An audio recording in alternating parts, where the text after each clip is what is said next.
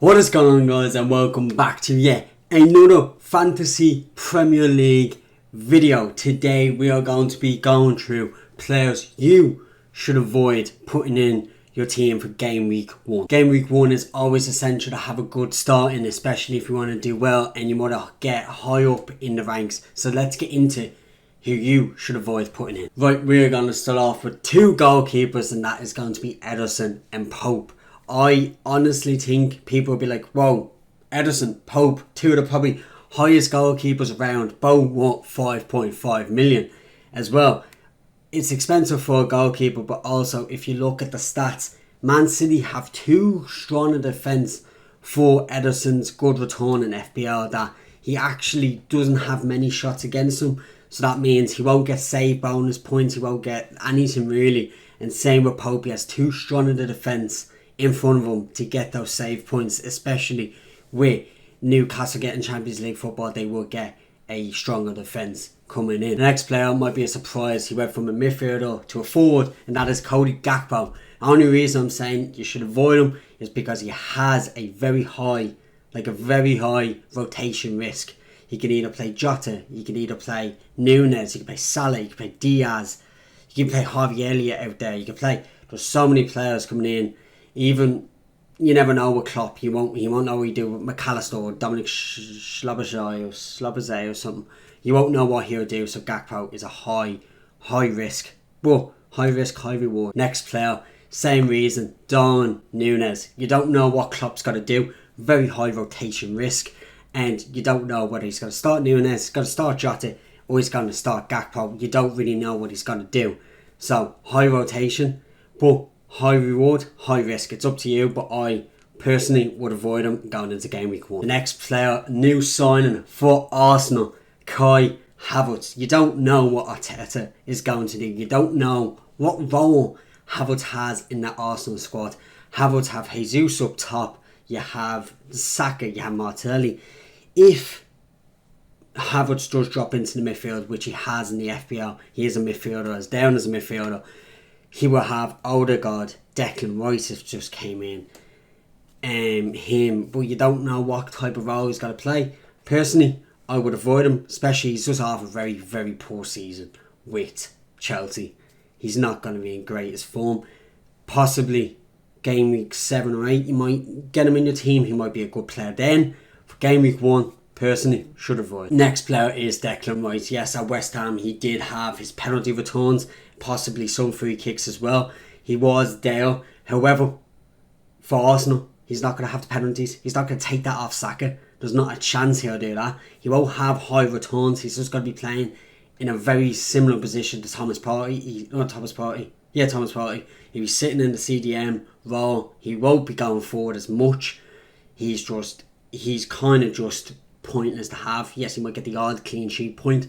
However, he is too high of a risk to put in your team. Another player should definitely avoid for game week 1. Another player, this might come controversial to you guys, but Reece James, the Chelsea right back.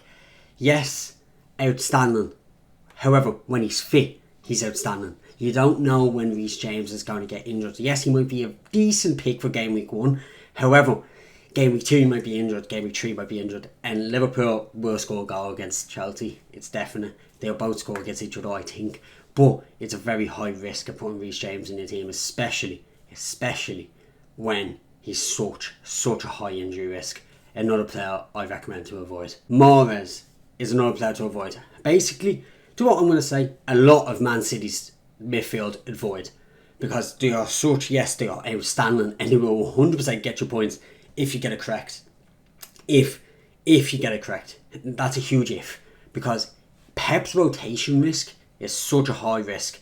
Like, for any FPL manager, Foden's huge, Mahrez is huge, De Bruyne's huge. You won't know who he's going to play though. You won't know.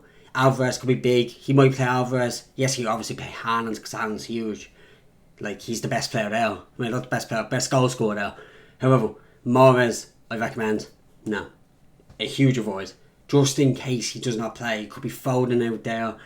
You just don't know what Pep is going to do with his team. So it is a high risk, high reward. However, I'm avoiding definitely going into game week 1. You don't know what he's going to do. Now, this might be an obvious one. Jadon Sancho from Manchester United. I say avoid. He's after coming off a poor season. Yeah, 6 goals or so. Not the best season. I would avoid him. I think every United fan's hoping for his Dortmund's glory days to come. However, for the minute, definitely going into the first game weeks, I'd avoid. Unless he starts to pick up the form. And then I'd question to get him in your team. However, for the minute, I'd stick him out. This one might be very controversial, but Ben White could be a player to avoid. However, he is very good going attacking wise for Arsenal, playing the right back position or the centre back position. He's a very good player. However, Arsenal have just signed Timber. He's the exact same player as Ben White, exactly the same. So it's going to be it could be a rotation risk with Timber and Ben White. Ben White has pretty decent returns in FPL, I would say. I used him for a lot of last season and he was pretty decent. I'm going to avoid him for the beginning anyway of this season, just because Timber's coming in. You've got Gabriel Saliba, and I don't think he would slot into the centre back positions. The right back position is probably his best bet, but you do have Timber coming in, who is a centre back but can play right back. You have Tommy Yasu. You have players there that could be a bit of a rotation risk and very risky. And for last and not least, I have Diego Dalot.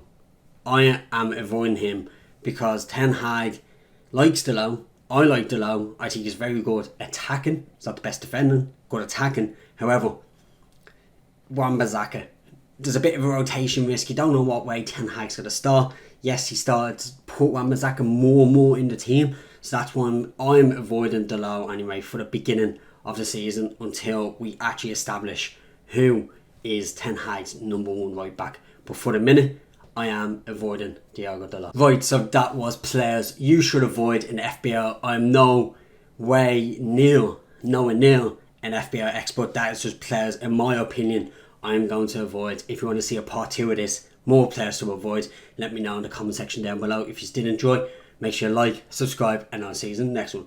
Peace!